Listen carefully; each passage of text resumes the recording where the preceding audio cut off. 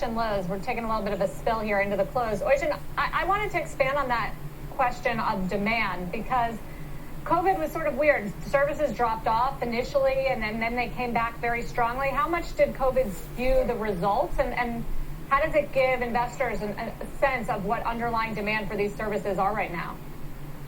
Look, I think you're right. It was an initial huge drop that we saw in the first couple of weeks of COVID, and then it just became very spiky. So, the first hot day, everybody, decided that they wanted to spend time in their backyard, and they invested in outdoor furniture and getting their yard done. Then we saw spikes in people getting AV rooms and Zoom rooms put in. What we're seeing now is a normalization to people really investing more holistically. So the spikes of the pandemic are kind of easing, and what we're seeing is more normal spread behavior. And frankly, that's easier to manage. The spikes are really challenging, particularly when you combine them with the supply shortages, the inventory shortages that existed as we saw factory shutdowns and COVID. So what we're seeing now is more of a normalization, a smoother set of demand, and hopefully as we come through the pandemic, we'll see some of that supply challenge around inventory, materials, shingles, steel, concrete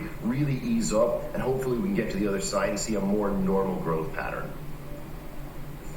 We're also seeing the labor market recover and hearing constantly about worker shortages. So I'm curious how you are finding contractors right now and whether that's tougher and just other folks who are offering these services.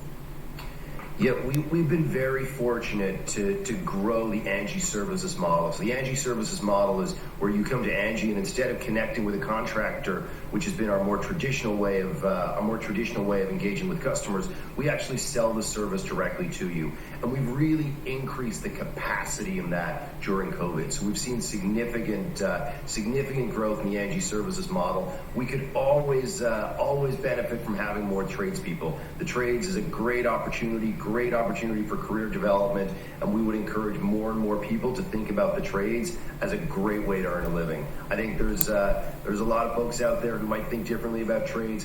We're really supportive of making sure that the trades are a great way for people to earn a living and encourage more people to get into trades. Oisin, thank you very much for joining.